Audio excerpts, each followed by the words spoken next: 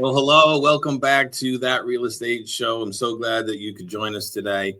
My name is Tim, and I'll be your host as we dive into all things real estate. The goal of the show is to be educational and insightful, and hopefully we'll have a little fun along the way. So with that, That Real Estate Show is rated R for real estate, obviously, and may contain nuts. So, all right, with that, let's jump right in. Would love to hear what your favorite part about Thanksgiving is. Is it the food? Is it, getting together with family? What's your favorite dish? What's the thing that you like to either make or eat? So, comment, share, subscribe, do all those fun things. And let me hear from you. Let me hear what you have, what you think about Thanksgiving, what your favorite dishes are, what you like to make or eat, and what you like most about the holiday. So I'm interested to see what everybody's responses will be. So thank you for watching us. If you're on Facebook or if you're on YouTube or Rumble, thanks for tuning in today. So actually, after I recorded last episode, I got a message, believe it or not, from Dr. Evil. So I'm gonna see if I can bring that up here on the screen real quick and let you see what Dr. Evil had to say. Okay, Tim seems to think he's all right. So that's that. There we go. So that's that. So let's get into today's episode.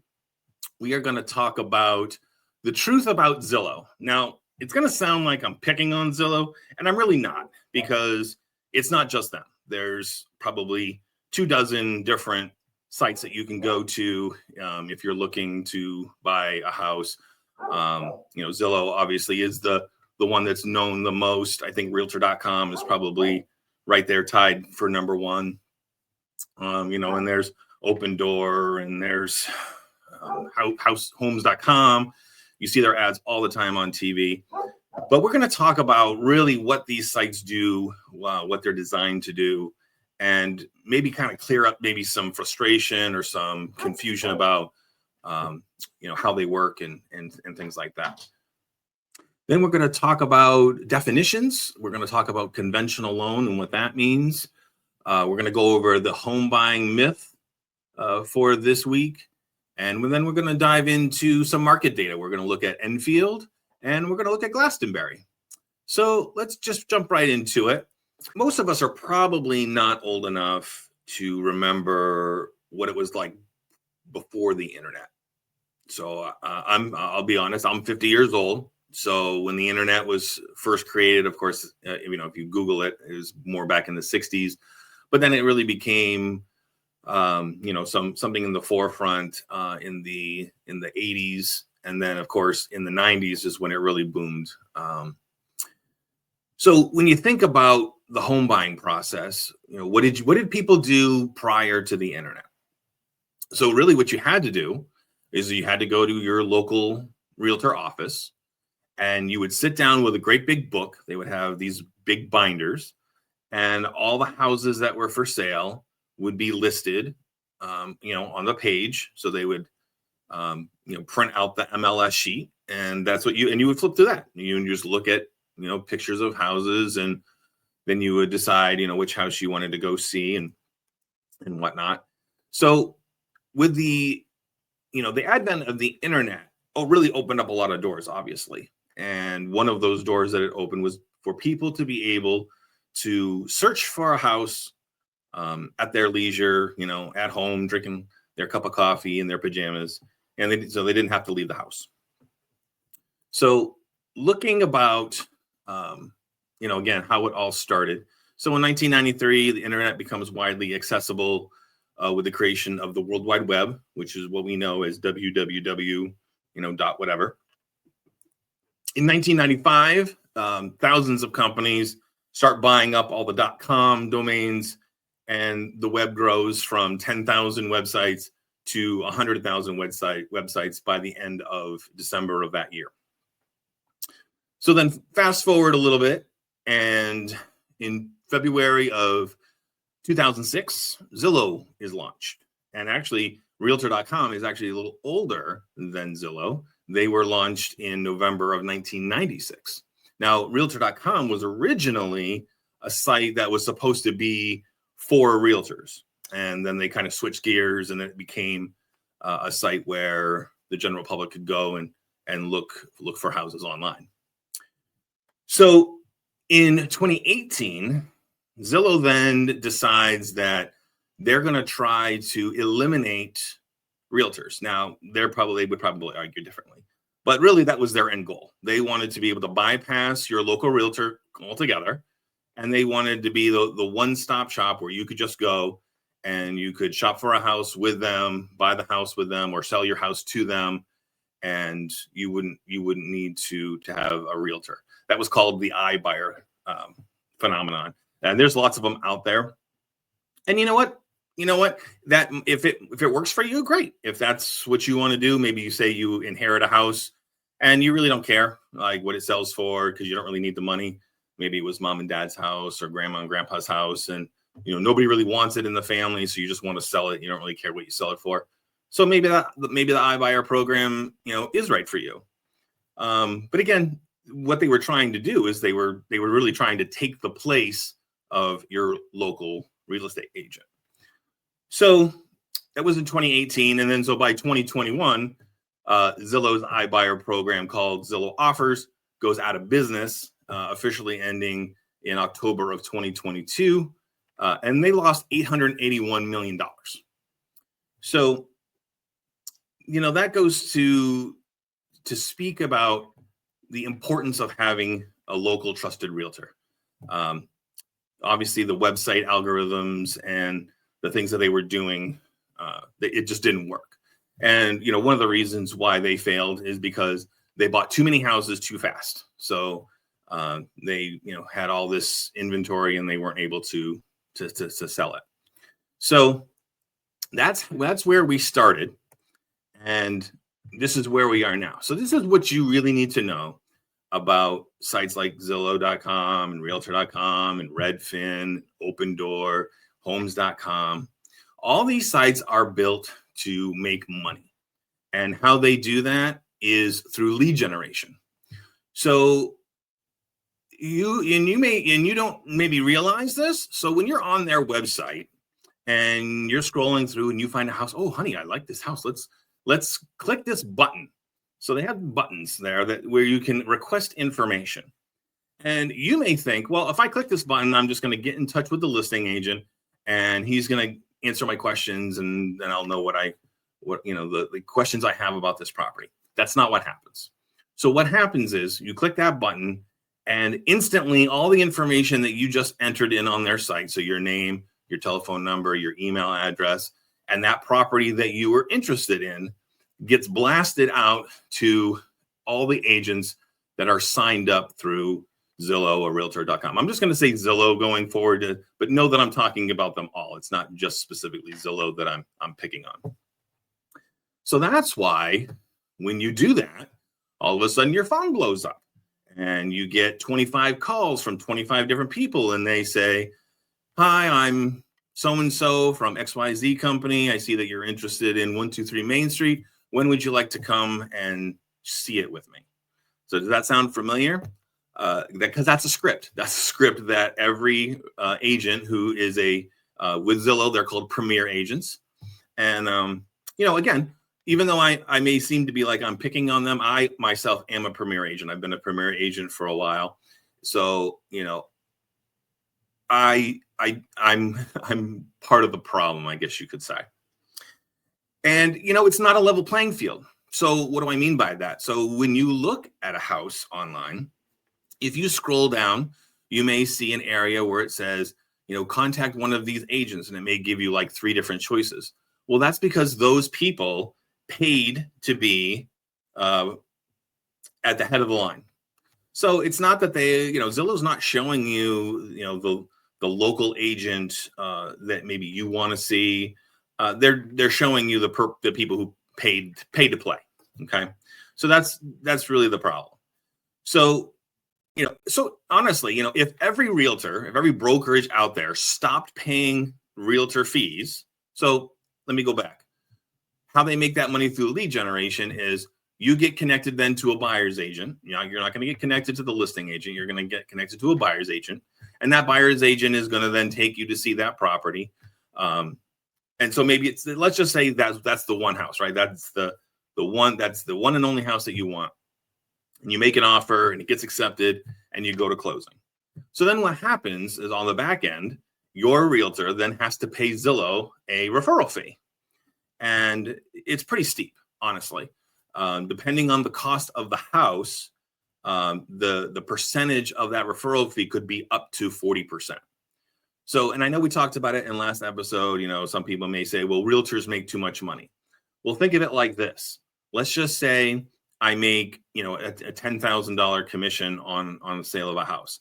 Well, if I have to pay 40% to Zillow right off the top, so that now I've really only made $6,000. So that literally almost cuts, your profit in half. So, and like I had mentioned before, you have other things too. You've got your marketing that you have to pay for. You have business cards that you have to pay for maybe, or you have office fees that you have to pay for. Some brokerages charge like a licensing fee. Like if you work for Century 21, for example, I think they have like a franchise fee that you have to pay per transaction for using their brand. So, if every realtor stopped paying these referral fees, then Zillow would go out of business because they wouldn't be making any money anymore. As a for sale by owner, we talked about that last time at FSBO. You can list your own house on Zillow by yourself. And there's no, I don't believe they charge sellers who are for sale by owners any kind of fee, but basically all their business would dry up because they would be no longer a way for them to make money because they make money off realtors. So we do all the hard work and they get to reap the benefit. So why even go to realtor.com or Zillow in the first place?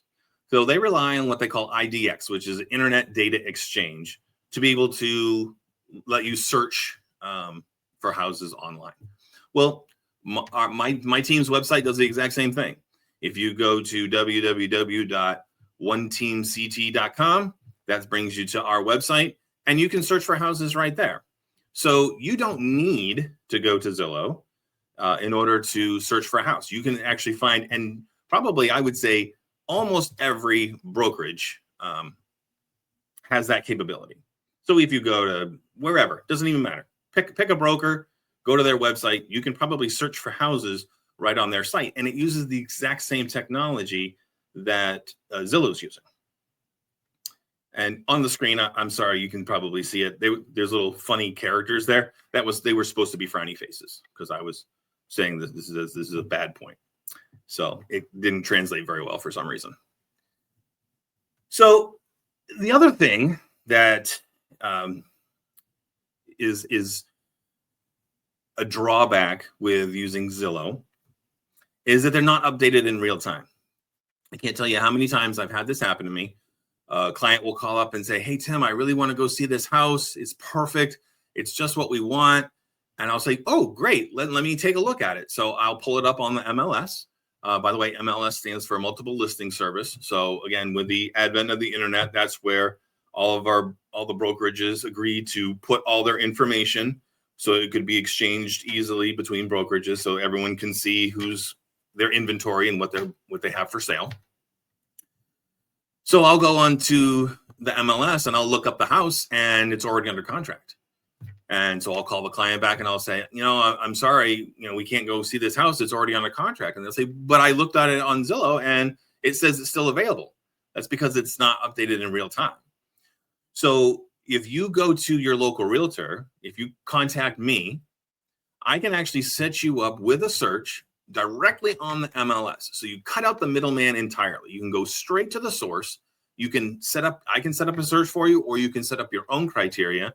If maybe your plans have changed, maybe you want something bigger or smaller or in a different area, or you're looking for a condo instead of a single family house or vice versa, you can go and do these searches all by yourself right directly on the MLS without having to go to Zillow at all. And the best part about that is that when you put in your information, or if I set the search up for you with your email address, then you will automatically get notified the moment that a house that matches your search criteria becomes available on the market.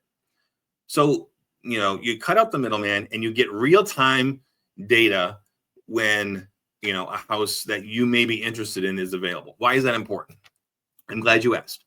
So the importance is, what if there's a house that you really like and it's off the market because it's under contract? So you get bummed. You're like, oh man, I really like this house. We saw it, but we just didn't get our offer in, or maybe our offer was submitted, but it was declined.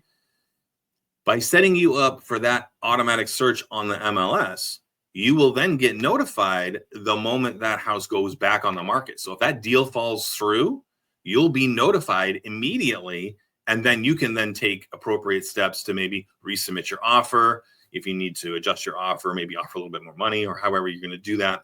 And that would be obviously a conversation that you and I would have. How are we going to make your offer the strongest possible? You can do that. And, but Zillow's not going to help you do that because they don't have that capability. So, and again, they may not be showing you accurate information. There are houses all the time that if you go and put in any address you want, you'll probably find it on Zillow, but that doesn't mean it's for sale. So the saying goes, not everything that's for sale is online, and not everything online is for sale. So, like I said, you can find a house on Zillow and, it may be perfect for you, but it may not actually be on the market. So they're not showing you accurate information. So the bottom line is, they cannot replace your local real estate agent. No algorithm that a website can create, no AI can replace your local trusted real estate agent. A person like myself, I'll tell you a little bit about myself. I've been in real estate now for almost 10 years.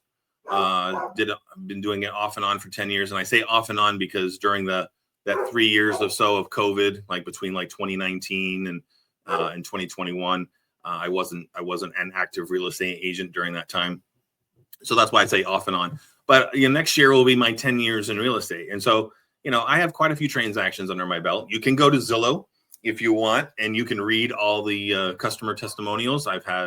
And remember, the A in Zillow stands for accuracy. So that's a little joke that I tell people all the time because, and I hate to say it, but it's really true. And that's because there is no A in Zillow. So, the Zestimate that they give you is usually very, very wrong.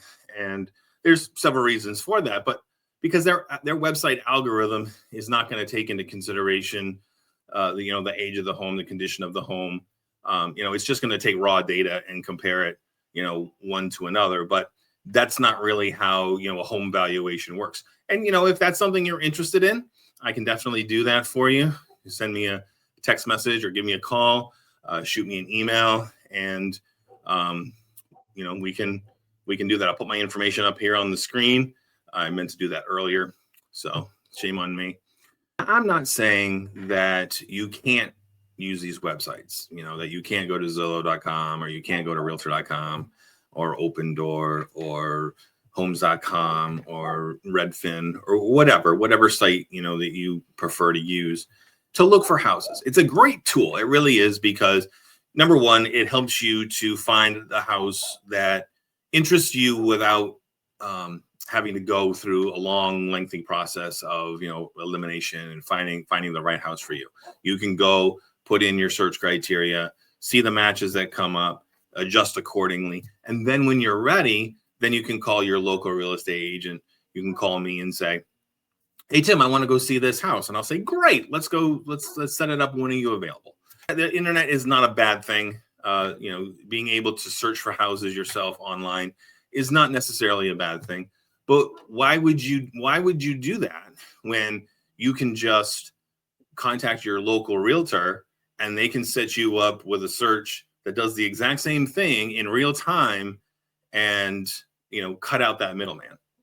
So that's the end of my rant against Zillow. Now we're on to our definition of the week, conventional loan. So if you don't know, a conventional loan is any mortgage loan that is not insured or guaranteed by the government, such as the Federal Housing Administration, also known as FHA, the Department of Veterans Affairs. They have VA loans, or the Department of agricultural loan program. So the USDA actually has loans. You wouldn't think about that because when I think of USDA, I think of the governing body that makes sure my hamburger is not tainted, and is of a certain quality. But yeah, the USDA actually has loans that you can apply for, and if you meet certain requirements.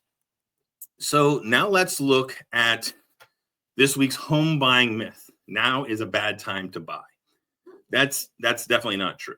The only bad time to buy is when it's not right for you. The housing market is always in flux, right? It's always going up and going down. And if you try to time the market, you'll probably just frustrate yourself and you'll never really get there because you'll always be behind the trend of what's happening in real estate. There's an old saying in the business that says the best time to buy a house is 5 years ago. And that's kind of true because, when you think of the way a house appreciates in value, how you build equity over time, and how housing prices seem to always keep going up and up and up.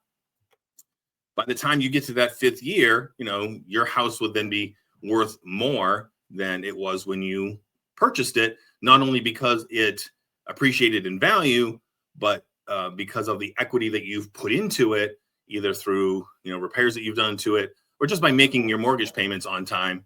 Then you're lowering your principal on that loan, which is building equity, which is building wealth for you. So really, the only bad time to buy is when you're not ready. And people tell me all the time, well, I'm just waiting for interest rates to come down. Well, there's a problem with that. If you look at interest rates for the past 30 years, so from 1970 through 2025, the average interest rate was like 5.4%. And right now we're sitting at somewhere around 6. I didn't look at it this morning, but I'm sure it's like 6.2, 6.5, whatever. So really it's only like 1 percentage point higher than the average over the last, 50 years.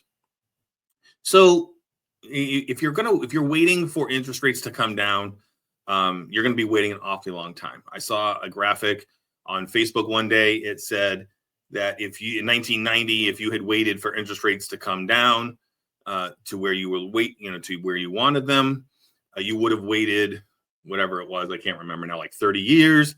By that time, the house would have like tripled in value. So, playing the waiting game on the interest rate, that's a losing proposition every time.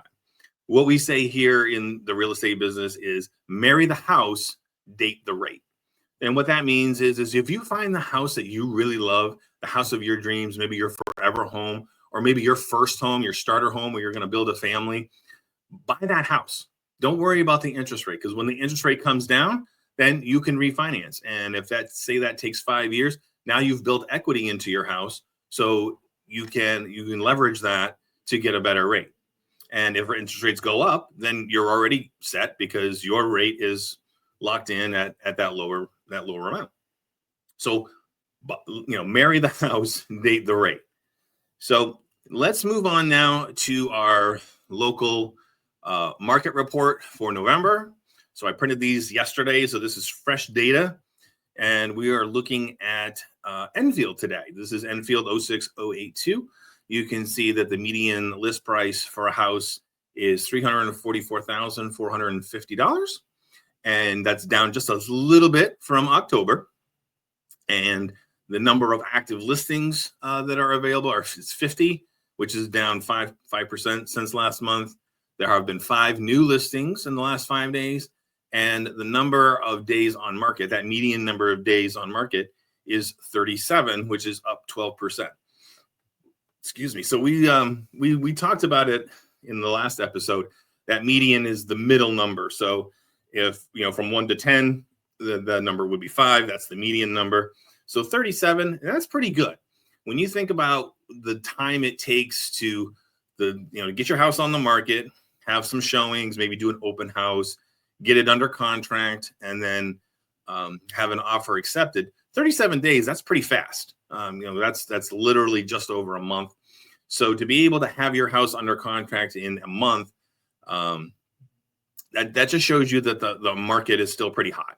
It's been hot for a while, especially since COVID. Again, everyone's waiting for that COVID rate to come back, to get that 2-3%.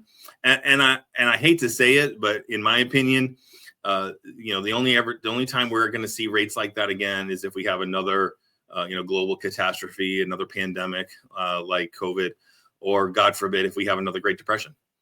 Because I think if you look at it historically, those were the only two times that rates were really that low. I know rates were super low during the crash in 2008, but the industry has taken steps since then to prevent that kind of situation from happening again. So anybody who's waiting for that crash to happen, that you're going to be waiting a long time, because that same type of situation's not going to come about. So that is our local market report for Enfield. And now let's take a look at Glastonbury for 06033. And you can see there the median list price is $424,900, which is down 14% month over month. And the active listings, there's 31, which is also down. There have been 2 new listings in the last 5 days. And again, I printed these yesterday, so that's as of yesterday's number. And the median days on market is 45, which is up 12%. And, again, 45 isn't really that bad either, because you got to think by the time you get to closing, it's going to be usually around 45 to 60 days. When people go through their pre-approval process and get their mortgage and they do all that kind of stuff, do the home inspection. And we'll talk about that in a different episode, why that's important and the risks of waiving that home inspection. 45 days, that's still pretty good. So it is up a little bit. And so that just might mean that, the market may be cooling a little bit in Glastonbury. $424,000 is a lot. It's a lot of money for a house, so there's some really nice houses in Glastonbury. So if that's an area that you're interested in, you can shoot me a text, shoot me an email, give me a call. My information there is at the bottom of the screen. It's tim@oneteamct.com is my email address. My cell phone number is there. You can call or text me. If there's a particular area that you would like me to highlight on my show, shoot me a text, give me an email, comment on the broadcast, and I will see that, and we'll put that up on the screen. My focus is primarily Hartford County and Middlesex County. Those are the 2 counties that I focus on. But as a real estate agent, as a realtor, I can sell houses anywhere in Connecticut. So I can go anywhere that you want to go. I picked those 2 counties because that's a pretty easy driving distance from where I live here in Windsor Locks.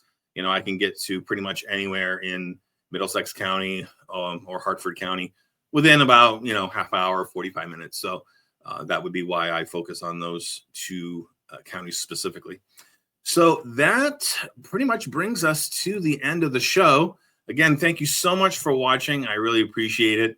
I'm hoping you're enjoying them. If you are, please like, subscribe, share, comment. If you hate the show, tell me. I want to know something you think that I can do better.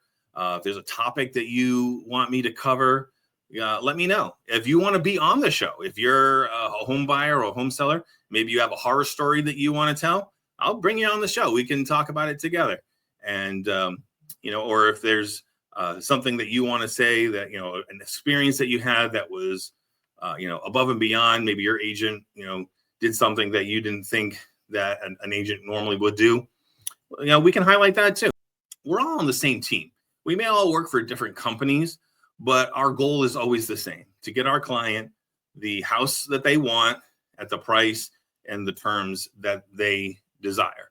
Like I said, at the end of the day, we're all on the same team. We all want to achieve the same goal, to make the client happy, and to get somebody in the house that, maybe was the house of their dreams. So again, thank you so much for watching, and I will see you next time.